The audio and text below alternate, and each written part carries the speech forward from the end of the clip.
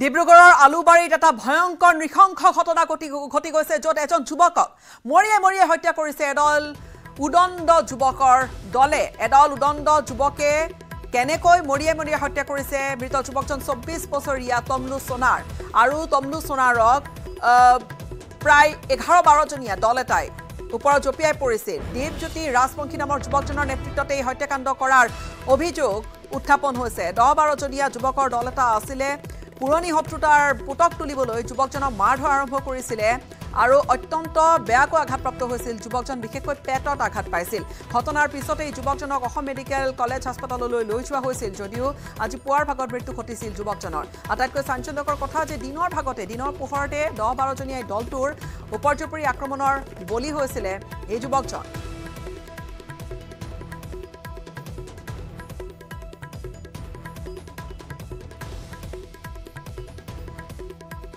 মানুহজন ৰাতিপুৱা খাই বৈ কামত যাবলৈ ওলালে এটা দীপজ্যোতি ৰাজবংশী বোলা ল'ৰাজন আৰু আপোনাৰ 11টা ল'ৰা আছিল এই গৌতম দোকানৰ ওচৰত এটা দোকান আছে তাৰ ভিতৰত সোমাই মিলি মোৰ মানুহটোক একদম লাট মাৰিছে লাট মাৰি মিলি মোৰ মানুহটোৰ পেটৰ ভিতৰত কি হ'ল মই নাজানো স্যাৰ ঘৰত লৈ গৈছো কৈছে পেট বিষাইছে বুলি ক'লে মই তেতিয়া কেজেলটিত আনি এডমিট কৰিলো মানুহজন ৰাতিপুৱা 4টা বজাত ঢুকালে আৰু দীপজ্যোতি ৰাজবংশী বোলা ল'ৰাজনৰ কিবা আমাৰ মানুহটোৰ ওপৰত আগৰ কিবা ডনছন আছিল হেতু আছিল নেকি হেতু কাৰণে মানুহজনক মানে পুৰা আঘাত কৰি মাৰি পেলাল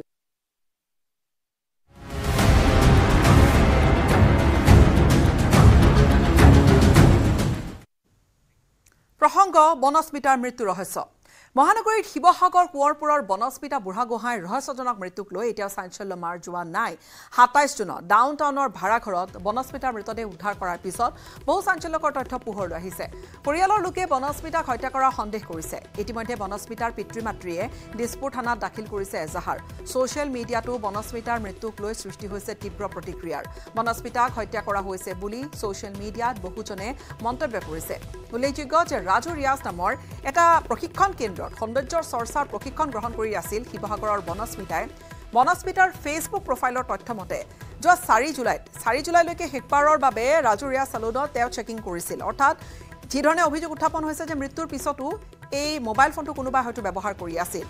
মৃত্যুৰ পিছত অন্য কোনোবাই ব্যৱহাৰ কৰি থাকিল নেকি মোবাইল ফোনটো এইবোৰ আহিবনে তদন্তৰ আওতালৈ পৰিয়ালে কিন্তু তদন্ত বিচাৰিছে বনস্মিতাৰ ফেচবুক একাউণ্টটো চলাই আছিল অন্য কোনোবাই যাৰ ফলত মৃত্যুৰ পিছতো সক্ৰিয় হৈ থকা দেখা গৈছিল একাউণ্টটো ৰাজু ৰিয়াজ প্ৰশিক্ষণ কেন্দ্ৰটোৰ কৰ্তৃপক্ষৰ ভূমিকাক লৈও কিছু প্ৰশ্ন উত্থাপন হৈছে বনস্মিতাৰ পিতৃ-মাতৃয়ে ৰাহুল আলী নামৰ এজন যুৱকৰ বিৰুদ্ধে দিছে এজাহাৰ জানিব পৰা মতে বনস্মিতাৰ মুখত আঘাতৰ চিন আছিল মৃতদেহ উদ্ধাৰৰ সময়ত বনস্মিতাৰ মুখেৰে তেজ ওলাই থকাৰ চিনো পোৱা গৈছে শেহতীয়াকৈ বনস্মিতাই সিম কাৰ্ড সলাইছিল বুলি পৰিয়ালৰ লোকে জানিবলৈ দিছে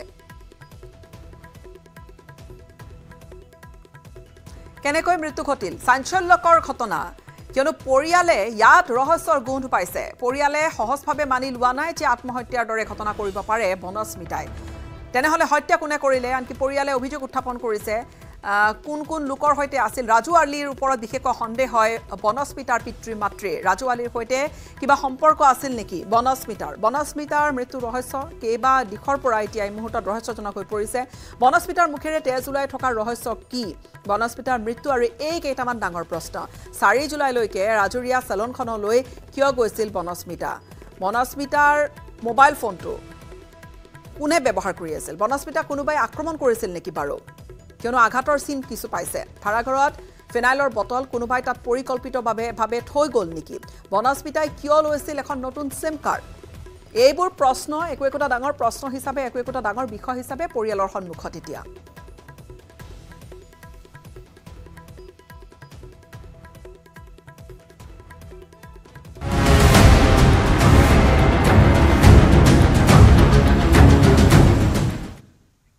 আৰু বানে ধোৱা কাজিৰঙাত এতিয়া অবৰ্ণনীয় পৰিৱেশ চাৰিওফালে প্ৰথমটো বানে ধুই যোৱাৰ পিছত বনাঞ্চলৰ সমান্তৰালকৈ জনবসতি অঞ্চলসমূহতো হাহাকাৰ অৱস্থা বানে টছ কৰিছে কৃষকৰ সপোনবোৰ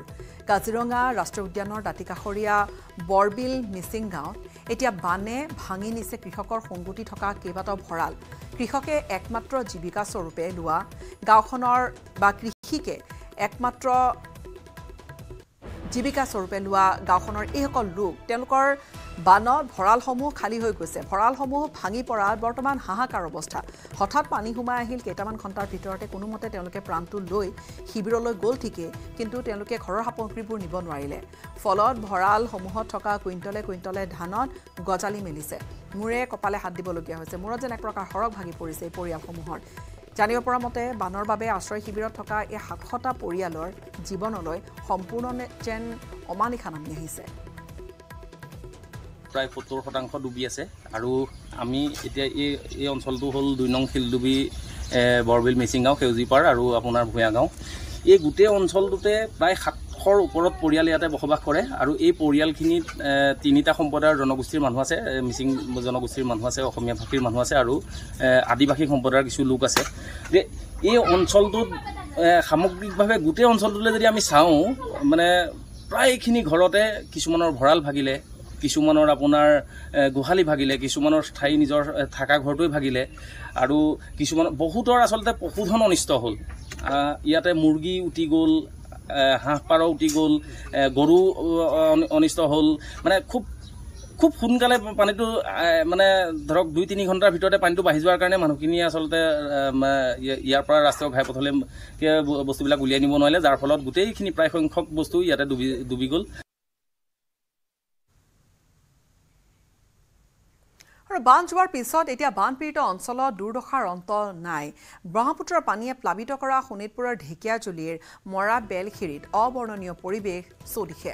বান কমিছে ঠিকেই কিন্তু বান বিধ্বস্ত অঞ্চলসমূহত সম্পূৰ্ণৰূপে শুকুৱাই নাই পানীৰ মাজতে জীৱন নিৰ্বাহ কৰিবলগীয়া হৈছে বহুকেইটা পৰিয়ালে ঢেকীয়াজুলিৰ মৰা বেলখিৰিত ৫টাকৈ পৰিয়ালে কদৰ্য পৰিৱেশ এটাৰ মাজত জীৱন অতিবাহিত কৰিছে চৰকাৰৰ সাহায্য অবিহনে শোণিতপুৰ জিলা প্ৰশাসনে প্ৰদান নকৰিলে আনকি পৰ্যাপ্ত বান সাহায্য এই অভিযোগো আছে চাৰিওদিশে পানীৰ মাজত একমাত্ৰ টুলুঙা নাওখনকেই ভৰসা কৰি পৰিয়ালকেইটাই যোগাযোগ অব্যাহত ৰাখিছে কণ শিশু থকা পৰিয়ালকেইটাই পশুধনৰ লগতে একেলগে পানীৰ মাজত দিন অতিবাহিত কৰিবলগীয়া হৈছে মাজতে বান সাহায্যৰ মাজত কিছু ১ কেজি চাউল আৰু আধা কিলো দাইল তেনেকৈ প্ৰদান কৰিলে ঠিকে কিন্তু আন স্থানত সংস্থাপনৰ কোনো দিহা নকৰিলে জিলা প্ৰশাসনে এই সন্দৰ্ভত সেই অঞ্চলটোৰ পৰা এক ৰিপৰ্ট আগবঢ়াইছে আমাৰ সাংবাদিক হৰেণ ভূমিজৰ মই বৰ্তমান উপস্থিত আছোঁ মৰা বেলচেৰি গাঁৱত আমি পোনে সেই দৃশ্যাংশ দেখুৱাইছোঁ এয়া হৈছে সেই ৫টা পৰিয়াল আৰু এই পৰিয়ালকেইটা এনেধৰণে তেওঁলোকে জলবন্দী হৈ আছে আৰু পানীৰ মাজতে তেওঁলোকৰ ঘৰ আৰু চাৰিওদিশে পানী ইয়াৰ মাজতে এই পৰিয়ালকেইটা এনেধৰণে তেওঁলোকে ঘৰত আছে মই কথা পাতিম এজন ব্যক্তি আছে কি ক'ব চাৰিওদিশে পানী ইয়াৰ মাজতে আপোনালোকে চাৰিওদিশে পানী কোনোমুখী যাবাৰ পৰা নাই মোৰ পৰিয়ালৰ মকলাটো হৈছোঁ মই কি ক'ম আৰু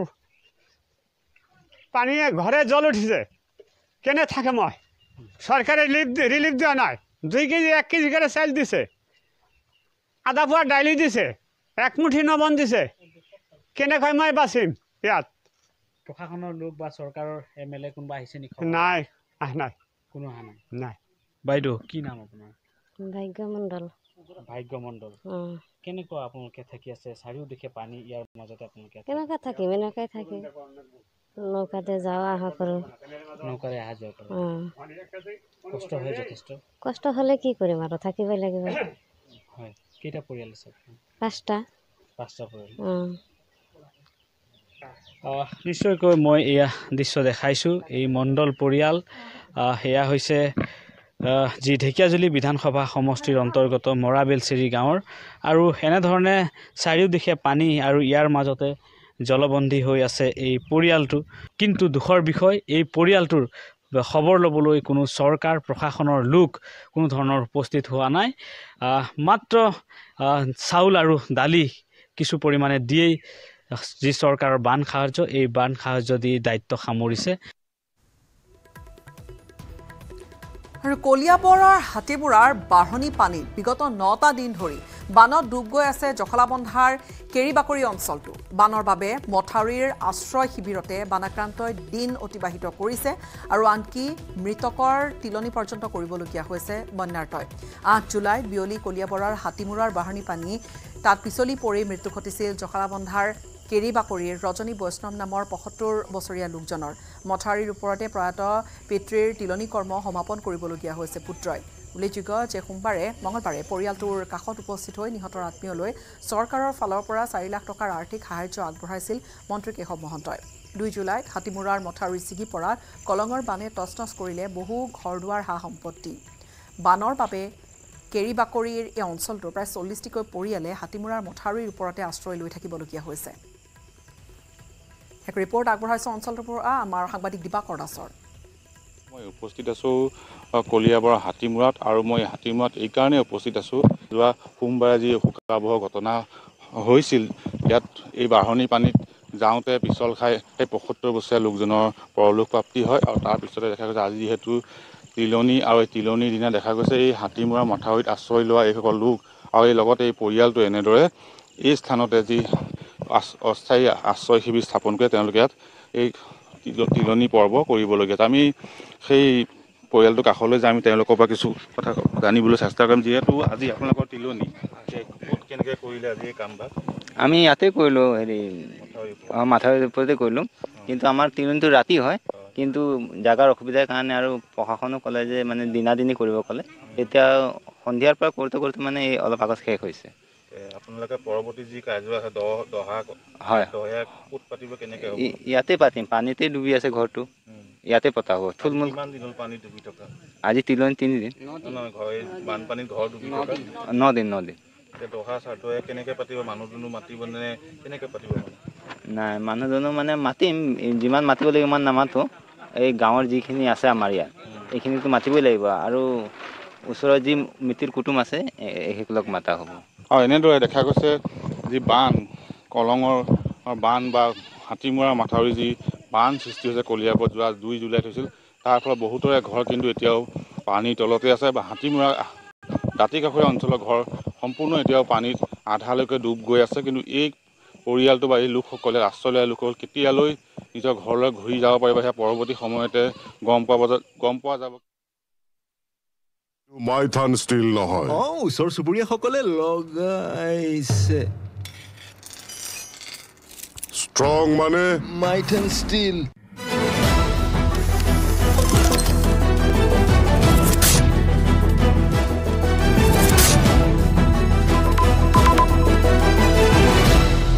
এইটো মাইথান ষ্টীল নহয় ওচৰ চুবুৰীয়াসকলে লগাইছে ষ্ট্ৰং মানে মাইথান ষ্টীল ভৰ্তিৰ নামত দৰিদ্ৰ সীমাৰেখাৰ তলৰ ছাত্ৰ ছাত্ৰীৰ পৰা ধন ল'ব নোৱাৰিব কাহানিবাই এই কথা ঘোষণা কৰি থৈছে মুখ্যমন্ত্ৰীয়ে মুখ্যমন্ত্ৰীৰ ঘোষণালৈ কেৰেপ নকৰি বিপিএল কাৰ্ড থকা পৰিয়ালৰ ছাত্ৰ ছাত্ৰীৰ পৰা 650 টকাকৈ নাম ভৰ্তিৰ মাচুল লৈ বিপদত পৰিল পূব বংশৰ মহাবিদ্যালয়ৰ অধ্যক্ষ এক নিৰ্দেশযোগে উচ্চ শিক্ষা বিভাগে নিলম্বিত কৰিলে অধ্যক্ষ ডক্টৰ প্ৰণীতা বৈশ্যক বাইদেউ যিটো আমাৰ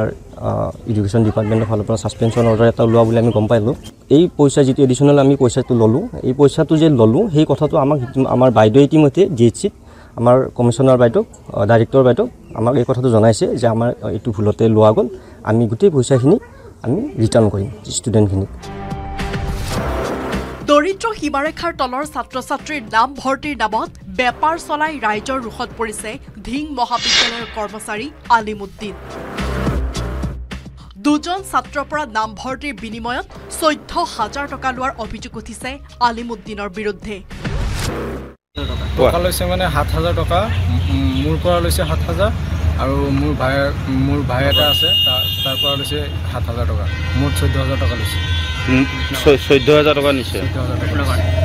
কিহৰ কাৰণে নিছে 14,000 মেৰিট লিষ্টত নাম অনাই দিব এডমিশ্যন দিব কোনে লৈছে আলিমুদ্দিন ছাৰ কিন্তু 14,000 টকা দিও নাম ভৰ্তি নোহোৱাত ভুক্তভোগী ছাত্ৰৰ মুখেৰে ৰাজহুৱা হৈ পৰিল ঘটনাটো ইমানৰ পাছতো ধিং মহাবিদ্যালয় কৰ্তৃপক্ষৰ নীৰৱতাত ৰহস্যৰ গোধ পাইছে স্থানীয় লোকে উপৰুৱা ধন ঘটিবলৈ গৈ ৰাজ্যৰ ৰোষত পৰিল মৈৰাবাৰীৰ এজন গাঁও প্ৰধান সাধাৰণ প্ৰমাণ পত্ৰ এখন কিংবা এটা চহীৰ বিনিময়ত ধন দাবী কৰা গাঁও প্ৰধান আব্দুল লতিফক আবদ্ধ কৰিলে উৰলকটা গাঁৱৰ একাংশ লোকে তাক 1000 টকা দিছো ঘৰৰ কাৰণে গৈছিলো চৰকাৰী ঘৰৰ কাগজ আনিবলৈ সি কৈছে পইচা লাগে কাগজটো নিদিয়ে তেতিয়া মই 1000 টকা দি আনিছো কাগজটো নিদিয়ে এই মাটি কাগজটো নিদিয়ে আমাক আজি আপুনি টকা দিছে দিছো টকাখিনি লগত আছে নে এতিয়া লগত আছে না কি কৰিছে ক'ব নোৱাৰিম একদম খুদাৰ কসম কৈছো দিছো বিশ্বাস কৰক ৰাইজৰ ৰুখত পৰা ভুক্তভোগীক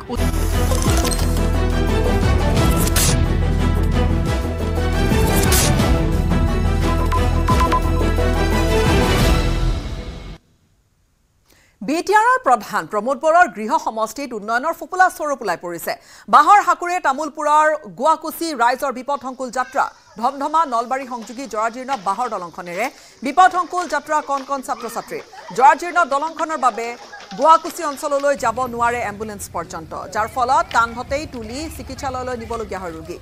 নিৰ্বাচনৰ সময়ত বাহৰ দলংখনৰ স্থানত পকী দলং এখন নিৰ্মাণৰ প্ৰতিশ্ৰুতি দিছিল ঠিকেই প্ৰমোদ বৰুৱে কিন্তু স্থানীয় লোকৰ অভিযোগ যে প্ৰমোদ বৰুৱে হওক বা স্থানীয় বিধায়ক জলেন দৈমাৰীয়ে হওক তেওঁলোকে কিন্তু সেয়া নকৰিলে সেই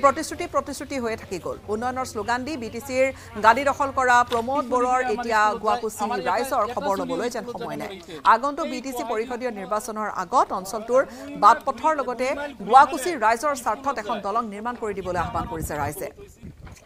এক ৰিপৰ্ট আগবঢ়াইছো আমাৰ সাংবাদিক নয়নজ্যোতি দাসৰ গুৱাকুচি নামৰ এই অঞ্চলটোৰ গাঁওখনৰ ৰাইজে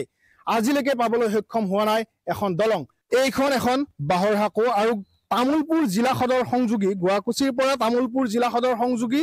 নাইবা তামুলপুৰ কালাকুচিৰ পৰা গুৱাকুচি হৈ এইফালে ধমধমা নলবাৰী বা মুছলপুৰ সংযোগী এইটো এটা মূল পথৰ দলং আৰু এই দলংখনেৰে কেনেদৰে অহা যোৱা কৰিছে কেনেদৰে বিপদসংকুলভাৱে অহা যোৱা কৰিছে বা বিভিন্ন সময়ত ইয়াৰ ৰাইজে আমাৰ আগত উল্লেখ কৰিছে যে কেতিয়াবা দুৰ্ঘটনা সংঘটিত হৈছে এই দলংখনৰ ওপৰেৰে অহা যোৱা কৰাত মোৰ ওচৰত এই অঞ্চলৰ ৰাইজ আছে লোক আছে মই তেওঁলোকৰ পৰা পোনে পোনে জানিম কেনেকুৱা সমস্যা কেনেধৰণে অহা যোৱা কৰি আছে একদম বেয়া সমস্যাত চলি আছো দলংখনত কিমান বছৰ হ'ল বহুত বছৰ ব্ৰিটিছৰ পৰা আৰম্ভ এইটো আগতেতো দলঙে নাছিল নেতা বাঁহে আছিল কিবা কৈ চৰকাৰৰ কোনোবা মানুহ আহেনে চৰকাৰৰ মানুহ আহি পেলাই কৰিম নকৰে এতিয়ালৈকে কৰা নাই এতিয়া গেলি কৰা নাই ৰাস্তা ঘাটৰো যথেষ্ট সমস্যা দেখিছো বহুত ৰাস্তা ঘাটটো বানপানীয়ে উতৰাই লৈ যায় অলপ কিবা যদি ফেলাই আকৌ সেইখিনি যায় আজি এই দলংখনৰ বিষয়ে মই আগত যেতিয়া আমাৰ তামুলপুৰ সমষ্টিৰ হেৰি ৰাজ্যসভাৰ সাংসদ আছিল একজন আমাৰ পদুম বাহাদুৰ চৌহানক আমি এই দলংখনৰ বিষয়ে কলগছৰ ভেল বান্ধি তেওঁৰ পৰিবাৰক আৰু তেওঁক আমি এইটো ডিমলা নদীটো পাৰ কৰিছিলো তেওঁক কৈছিল আমি দলংখন কৰি দিম আজিলৈকে আমাক এই পদুম বাহাদুৰ চৌহান গুচি গ'ল কিন্তু আমাৰ দলংখন আজিলৈকে নহ'ল বিশ্বজিৎ দৈমাৰীক মই অন্তত 10 বাৰ লগ কৰিছো বিশ্বজিৎ দৈমাৰীক একদম এইটো বিশ্বজিৎ দৈমাৰী মোক দেখাবলৈ চিনি পাব মানুহটো আজিলৈকে বিশ্বজিৎ দৈমাৰী কৈছে ভাইটি আপুনি চিন্তা কৰিব নালাগে আপোনাক গুৱাহাটী দলংখন মই নিজে কৰি দিম তেতিয়া বিশ্বজিৎ দৈমাৰী ৰাজ্যসভাৰ সাংসদ আছিল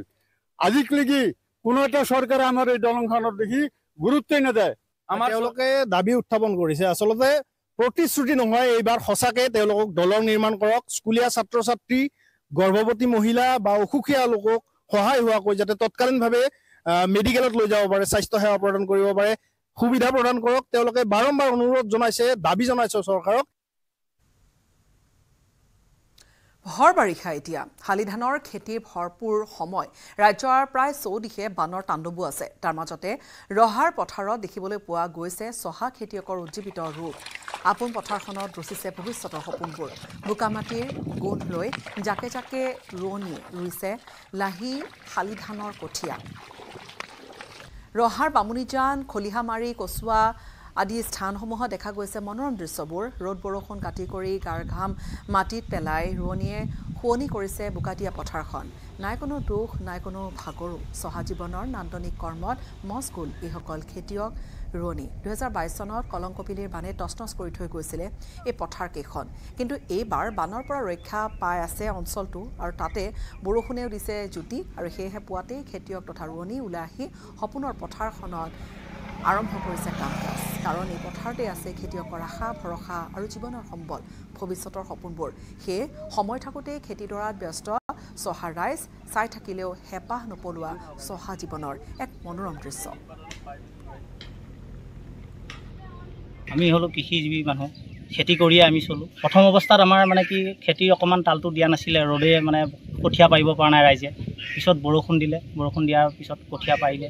পৰাৰ পিছত এতিয়া দলৈ পানী বেছি হৈ গ'ল, বামৰ পৰাই ৰাইজে ৰুব লগা হৈছে, কঠীয়াও চাপৰ। যিহেতু এতিয়া গৰু নাইকিয়া হৈ গৈছে, গৰু নাইকিয়া হৈছে, গৰু ৰাইজে পুহিব নোৱাৰে, চোৰৰ উৎপাদত হালোৱা গৰু পুহিব নোৱাৰে, সেইকাৰণে আধুনিক প্ৰযুক্তি সেই ট্ৰেক্টৰৰ দ্বাৰাই মানে গোটেই চহ কৰি ফালে ৰুব লগা হৈছে। আধুনিক প্ৰযুক্তিৰে ৰাইজৰ সুবিধা হৈছে নিশ্চয়। ৰাইজৰ ট্ৰেক্টৰ হোৱাৰ পৰা ধৰি ৰাইজৰ সুবিধা হৈছে। আগতে ইয়াত বানপানী হয়, বানপানী হয়, এইবাৰ